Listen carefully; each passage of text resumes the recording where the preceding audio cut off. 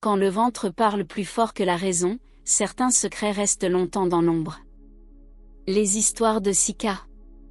Abonne-toi pour nous encourager.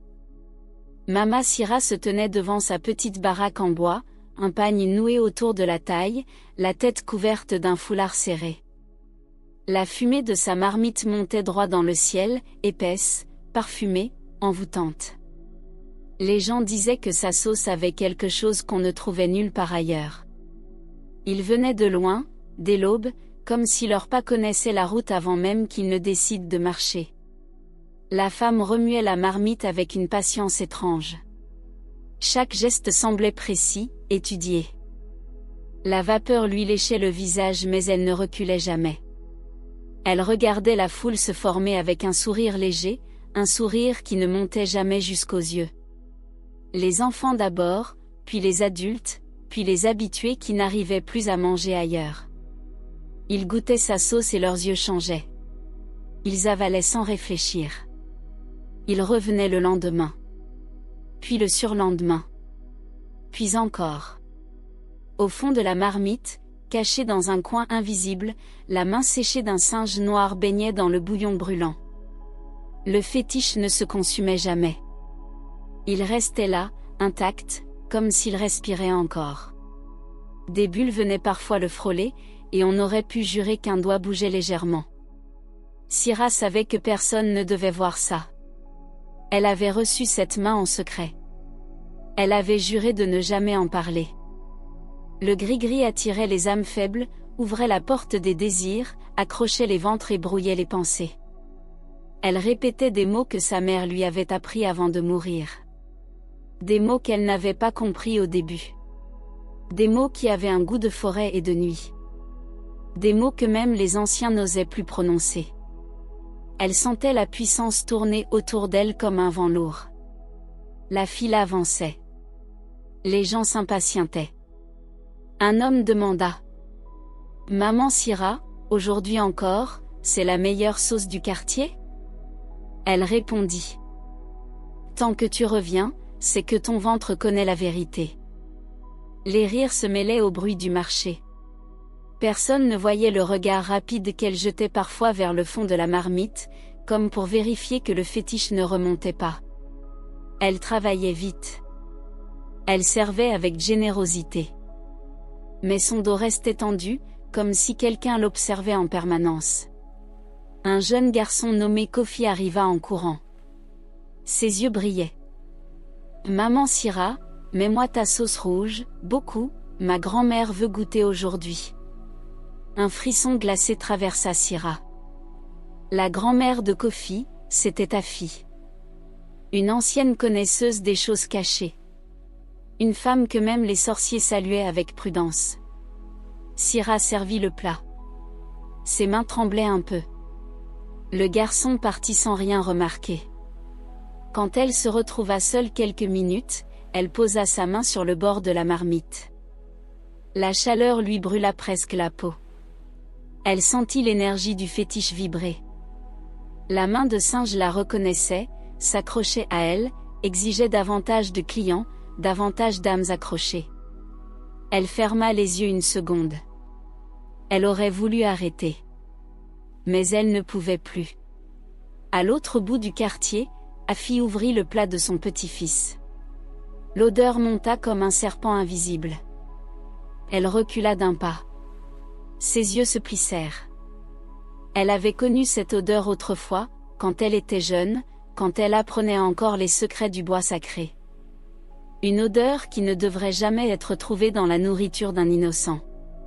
Elle toucha la sauce du bout des doigts. Elle comprit. La main de singe. Utilisée pour attirer. Utilisée pour dévorer la volonté. Afi se redressa, son dos pourtant affaibli par les années. Elle prit son vieux bâton de guerre, celui qu'elle n'avait plus touché depuis longtemps. Elle sortit de la maison. Le quartier l'observa, surpris de la voir marcher avec autant de détermination. Elle avança vers la baraque de Mama Sira. La marmite fuma plus fort, comme si elle avait senti sa venue.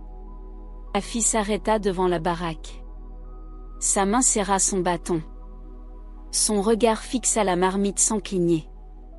La vapeur s'élevait par vagues irrégulières, comme un souffle vivant. Les gens se turent en la voyant. Même les plus bruyants du quartier se reculèrent d'un pas. Personne ne voulait se mettre entre elle et Syrah.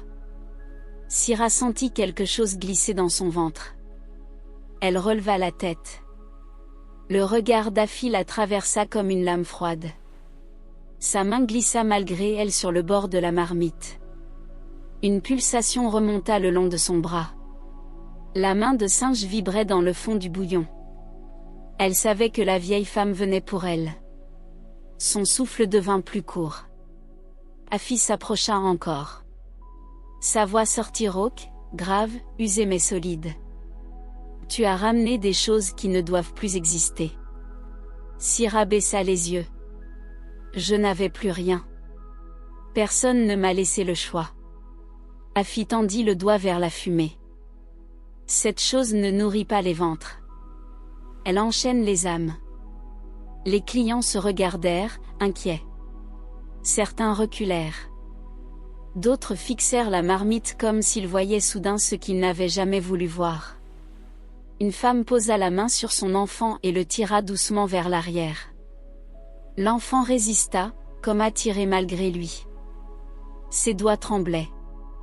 Afi remarqua ce geste et son visage se durcit. La marmite bouillonna d'un coup. Une bulle énorme éclata. Une odeur de forêt humide se répandit. La main de Syrah se crispa sur la louche. La chaleur monta d'un coup sous ses pieds. Elle savait que le fétiche la poussait, voulait qu'elle serve encore, qu'elle nourrisse plus de monde, qu'elle accumule plus d'esprits dociles. Elle recula d'un demi-pas, comme si quelque chose tentait de la tirer vers la marmite. Afi fit un pas en avant. Ce que tu utilises n'est pas un simple fétiche. C'est un appel. Et tout appel réclame un prix. Syrah ferma les yeux un instant. Des images la traversèrent. La vieille femme du bois sacré lui tendant la main de singe. Le sang séché. L'odeur de nuit. La promesse d'attirer les foules. Le murmure qui disait « Tu ne manqueras jamais ». Elle avait accepté. Elle avait eu peur de la misère, peur de disparaître comme tant d'autres vendeuses.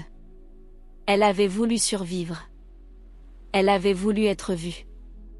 Elle avait voulu que quelqu'un vienne, au moins une fois, pour elle. Afi observa son visage. Elle reconnut la fatigue. Elle reconnut la peur. Tu peux arrêter. Syrah secoua la tête. Si j'arrête, elle me prendra. Un frisson parcourut la foule. Qui ça? Demanda un homme. Syrah répondit sans lever les yeux. Celle qui m'a donné la main. La marmite vibra. Un bruit surmonta du fond, un bruit animal. La sauce tourna sur elle-même. Un doigt de la main de singe remonta lentement dans la surface. Un seul doigt. Courbé. Pointé vers Afi. Les gens crièrent et reculèrent. Afi resta immobile. Ses yeux se posèrent sur la chose. Tu joues avec les esprits que même les ancêtres n'ont pas voulu garder. La main remonta davantage. 3 doigts émergèrent. Le bouillon sembla reculer autour d'elle comme si la marmite obéissait. Syrah lâcha la louche. Ses genoux plièrent. Une sueur glacée couvrit son front. Elle murmura quelque chose dans une langue ancienne. La marmite gronda comme une bête blessée. Afi leva son bâton. Le sol sous elle vibra légèrement. La poussière se souleva. Les feuilles des arbres autour bruissèrent alors qu'il n'y avait pas de vent. La main de singe se redressa hautement. Elle pointa Syrah. Puis elle pointa Afi. Puis elle fit un geste lent, comme un appel. Afi avança. Son bâton heurta le sol. Un bruit sec se fit entendre. La marmite trembla comme si elle retenait un cri. Syrah glissa au sol. Ses yeux se remplirent de larmes. Je ne voulais pas ça, je voulais juste vendre, juste vivre. Afi plaça sa main sur son épaule. Les esprits ne donnent jamais sans reprendre. La main de singe replongea brusquement dans le bouillon. Un souffle noir s'échappa de la marmite et enveloppa Syrah. Son corps se raidit. Ses doigts se figèrent. Ses yeux se révulsèrent. Afi leva son bâton plus haut. Le souffle recula. Une lumière pâle s'échappa du sol. La marmite hurla. Un hurlement qui n'était ni humain ni animal. Un hurlement qui fit trembler toutes les maisons du quartier. Le fétiche venait de comprendre qu'Afi n'allait pas reculer. Le hurlement du fétiche retentissait dans le quartier. Les clients se tenaient figés, les yeux grands ouverts, incapables de détourner le regard. La vapeur de la marmite s'épaississait, dense, noire, collante. Les parfums habituels se transformaient en une odeur lourde, étrange, presque vivante. Les flammes sous la marmite dansaient comme des doigts noirs. Syrah était à genoux, haletante, les mains tremblantes, le dos courbé comme si le poids de la main de singe pesait directement sur sa colonne. Afi ne bougea pas. Son bâton pointé vers la marmite semblait absorber la fumée et la transformer en force. Ses yeux brûlaient d'une intensité que personne n'osait affronter. Le souffle du fétiche frappait Syrah comme un vent glacé, mais elle ne pouvait plus reculer. Elle savait que si elle lâchait maintenant, tout ce qu'elle avait construit s'effondrerait. Et peut-être même sa vie. Les doigts de la main de singe bougèrent sous la surface du bouillon. Lentement, puis plus vite, comme s'il cherchait quelque chose à attraper. La marmite trembla. Le couvercle fit un bond et vola sur le sol. Les clients hurlèrent et reculèrent, certains tombèrent. La fumée monta en tourbillon. Des images apparurent à travers elle, des silhouettes humaines, des visages de gens qui étaient déjà revenus trop souvent, des visages attachés à la force du fétiche. Syrah sentit un frisson la traverser de la tête aux pieds. Ses genoux frappèrent le sol. Son souffle saccadé se mêlait à l'odeur brûlante de la sauce. Elle voulait parler mais aucun mot ne sortait. Elle voulait se lever mais son corps refusait d'obéir. La main de singe s'élevait, menaçante, comme si elle pouvait sortir de la marmite et marcher sur le sol. Afi fit un pas en avant. Elle posa son bâton contre le sol. La terre vibra sous ses pieds. La fumée s'éloigna d'elle comme attirée par sa force.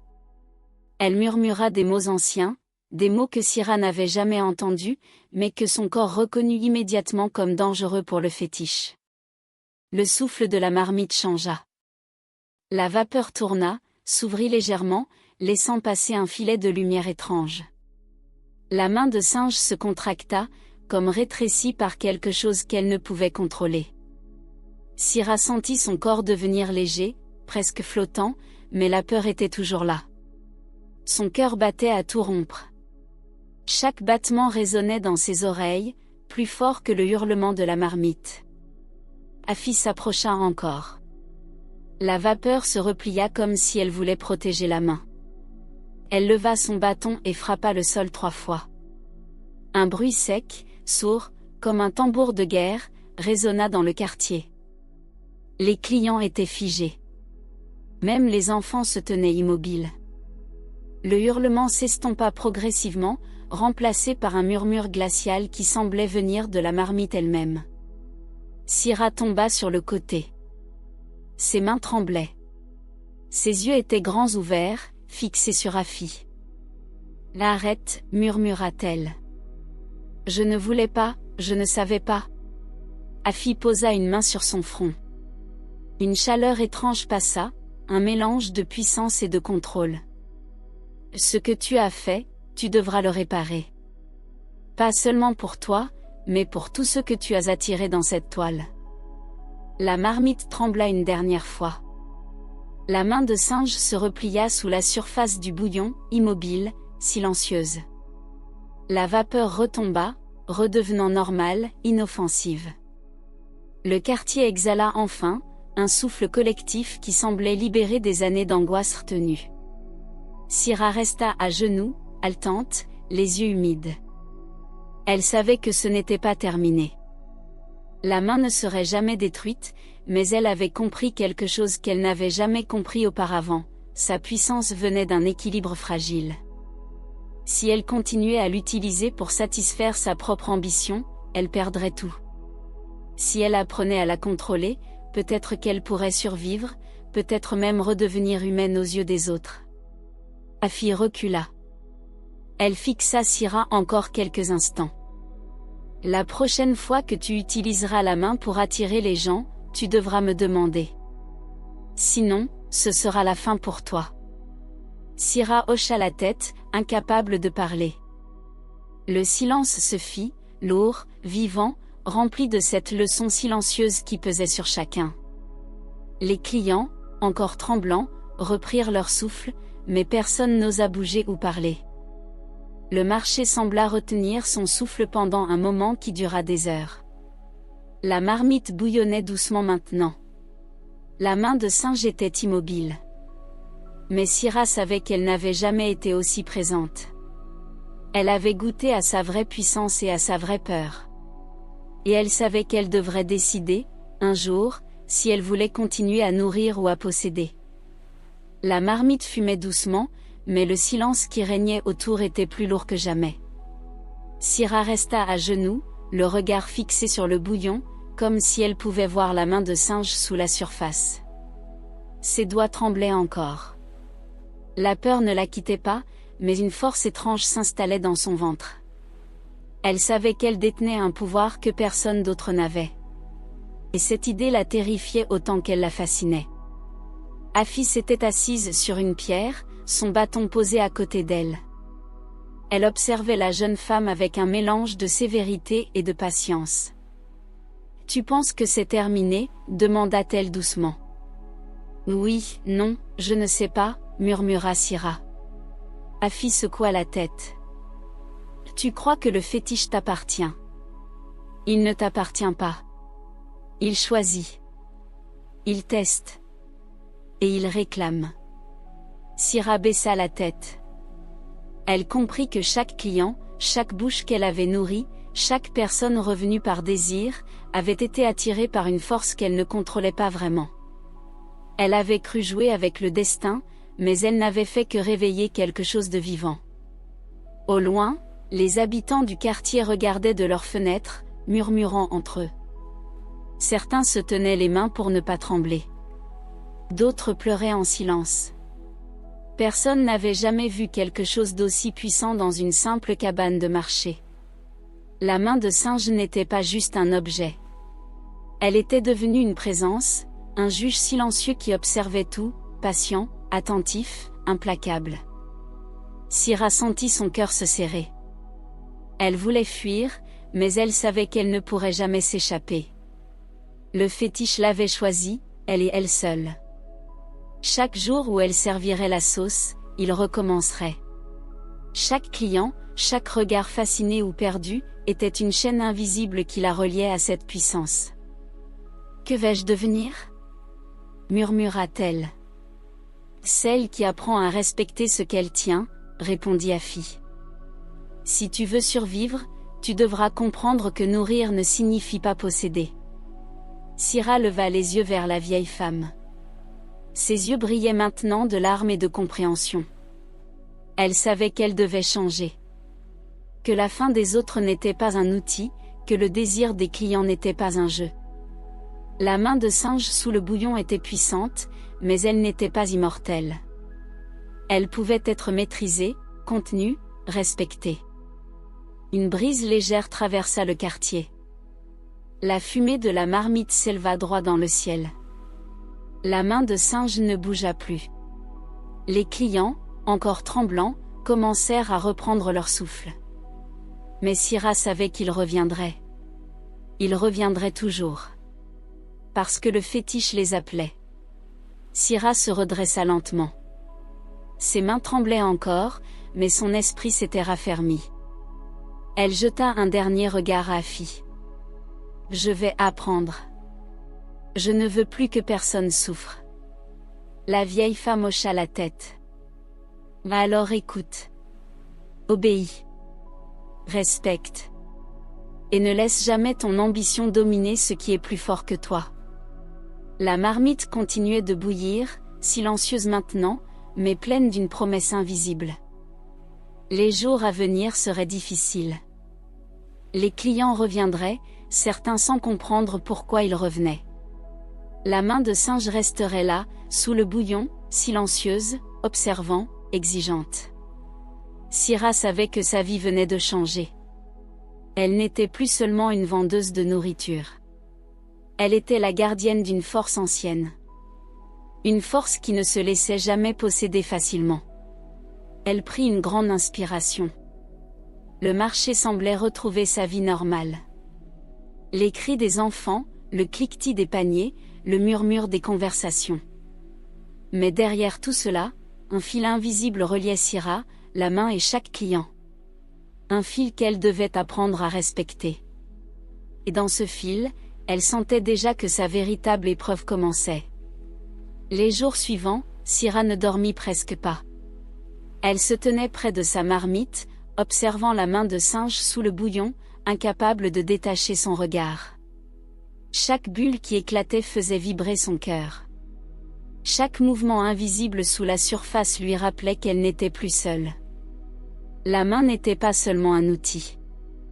Elle était consciente, vive, exigeante, toujours prête à réclamer davantage. Les clients continuaient d'arriver. Leur ventre criait plus fort que leurs pensées. Ils revenaient sans se demander pourquoi. Certains apportaient des cadeaux, d'autres de l'argent, mais tous repartaient avec cette sensation étrange, comme si une part d'eux-mêmes restait collée au bouillon. Syrah servait avec diligence, mais elle observait maintenant les réactions de chacun, apprenant à discerner le désir de l'âme de la simple faim. La main semblait l'aider à comprendre. Elle vibrait plus doucement lorsqu'elle respectait, plus violemment lorsqu'elle trichait. Une nuit, alors que la lune éclairait faiblement le marché vide, Syrah entendit un murmure. La main de singe émettait un son imperceptible, presque humain. Elle posa ses doigts sur le bord de la marmite et murmura. « Que veux-tu vraiment ?» Le bouillon bougea. Un doigt de la main remonta lentement, pointant vers elle, puis vers les clients dans le marché désert. La tension dans l'air devint presque insoutenable. Syrah comprit que la main voulait tester sa volonté. Si elle cédait à la peur ou à la cupidité, elle perdrait tout, et pas seulement son âme. Elle prit une profonde inspiration et parla avec une voix ferme, presque autoritaire. « Je ne servirai que ceux qui ont faim et non ceux qui cherchent à être possédés. » Le bouillon s'apaisa. Les bulles éclatèrent plus doucement. La main se recroquevilla, immobile sous la surface, comme si elle acceptait cette promesse. Syrah sourit faiblement, mais elle savait que cette victoire était fragile. Le lendemain, les clients arrivèrent encore, mais Syrah remarqua un changement. Certains semblaient hésiter, comme s'ils ressentaient le poids de l'âme derrière la sauce. D'autres avaient l'air égarés, cherchant quelque chose qu'ils ne pouvaient nommer. Elle comprit alors que la main de singe ne se contentait pas d'attirer les gens. Elle révélait leurs désirs cachés, leurs faiblesses, leurs besoins véritables. Et elle les rendait vulnérables. Une femme, connue pour être la plus orgueilleuse du quartier, s'approcha. Elle avait toujours critiqué Syrah, l'accusant de tromperie, de magie noire. Mais lorsqu'elle goûta la sauce, ses yeux s'élargirent. Elle recula, confuse, puis tomba à genoux sans comprendre pourquoi. Syrah la regarda avec intensité. Elle savait qu'elle ne pouvait pas punir les gens. Mais elle pouvait montrer que le pouvoir a toujours un prix. La fille apparut à nouveau.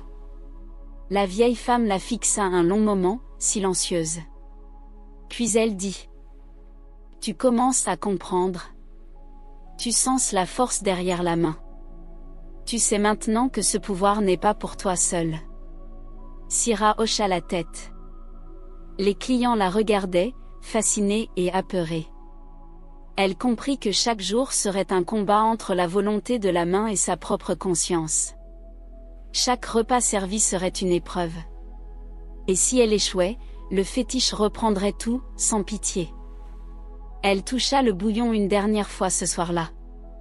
La main de singe frissonna, mais resta immobile. Une certitude froide traversa Syrah, elle avait accepté sa place, non comme simple vendeuse de nourriture, mais comme gardienne d'une force ancienne. Et cette responsabilité la terrifiait autant qu'elle l'élevait.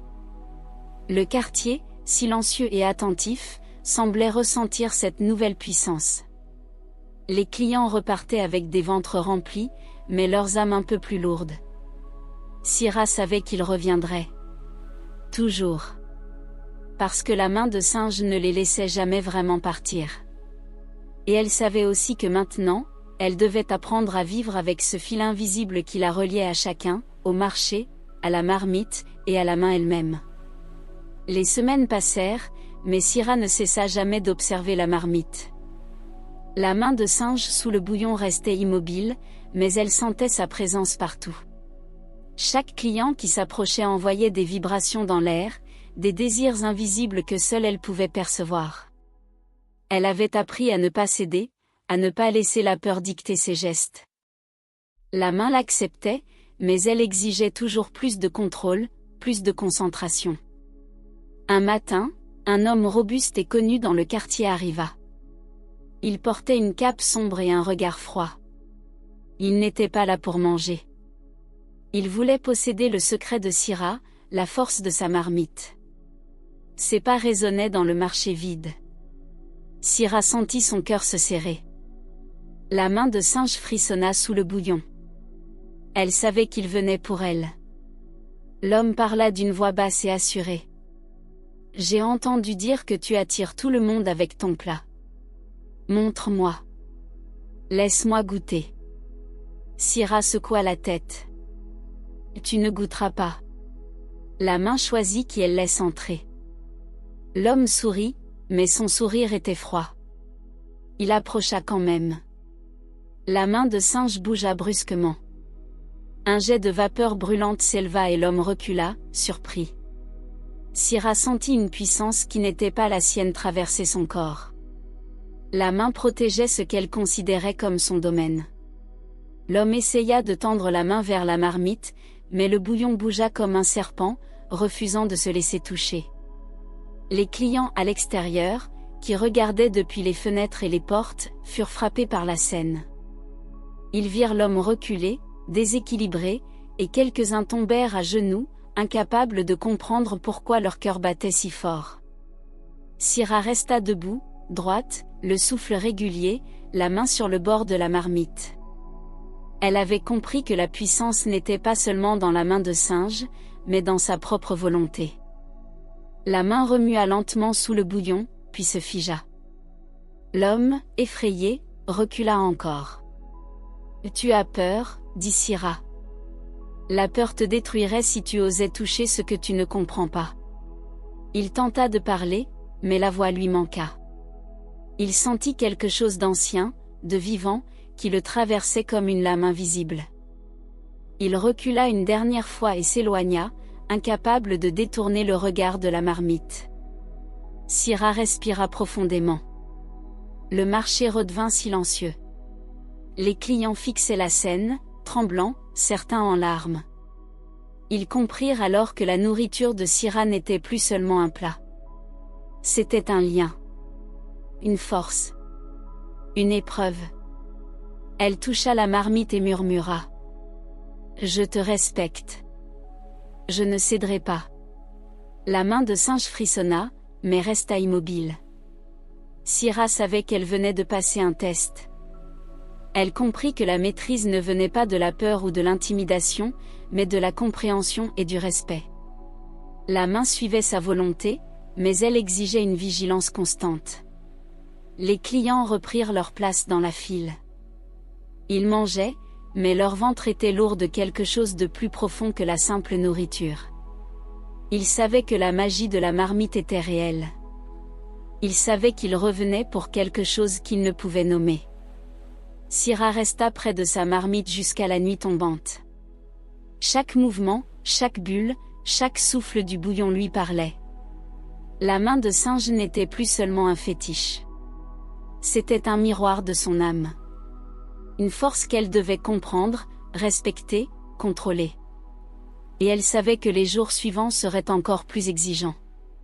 Que des forces plus puissantes viendraient tester sa maîtrise, son courage, sa volonté. Elle se pencha sur le bouillon et murmura une dernière phrase avant de fermer sa cabane pour la nuit. Je ne servirai plus pour moi. Je servirai pour ceux qui ont faim et pour ceux qui ont perdu leur chemin. La main de singe trembla une dernière fois ce soir-là. Elle accepta la promesse. Syrah savait que ce n'était que le début. Les épreuves allaient continuer, plus difficiles, plus exigeantes. Mais elle n'avait plus peur. Elle avait compris. Et pour la première fois depuis longtemps, elle sentit que la puissance pouvait être maîtrisée si le cœur restait droit et la volonté intacte. Syrah se tenait devant sa marmite, la main de singe immobile sous le bouillon. Les clients continuaient d'arriver, mais elle ne les craignait plus. Elle savait qu'elle ne possédait pas le fétiche, qu'elle devait seulement le respecter et le maîtriser avec discernement. Chaque plat servi était un choix, chaque regard observé, une leçon. La main de singe frissonna légèrement, comme pour approuver sa décision. La puissance était toujours là, mais Syrah avait compris, la force ne sert à rien sans sagesse. Elle ne vendait plus seulement de la nourriture. Elle nourrissait le corps et l'âme, avec respect et prudence. Le marché retrouva son rythme, mais chacun savait que la cabane de Syrah n'était pas ordinaire. Les gens revenaient, attirés non seulement par le goût de sa sauce, mais par une présence mystérieuse qu'ils sentaient sans comprendre. Syrah sourit, enfin en paix. Elle avait survécu aux épreuves, elle avait appris, elle avait grandi. Et dans le fond de la marmite, la main de singe, silencieuse, observait toujours. Syrah savait qu'elle ne serait jamais seule. Mais elle avait trouvé son équilibre. La faim peut attirer, la magie peut dominer, mais la sagesse transforme le pouvoir en lumière. Abonne-toi pour plus d'histoires, laisse-nous tes appréciations dans les commentaires.